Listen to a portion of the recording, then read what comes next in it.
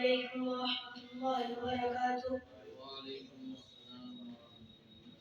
أعوذ بالله من الشيطان الرجيم.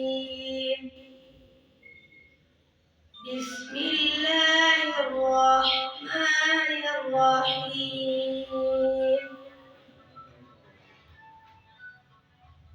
يا بني إسرائيل اذكروا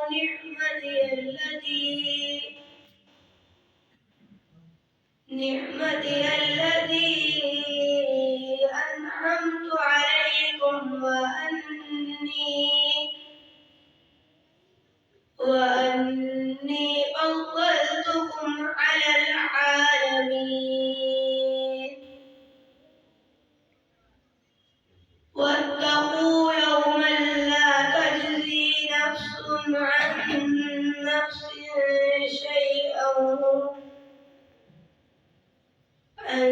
نفس شيئا ولا يقبل منها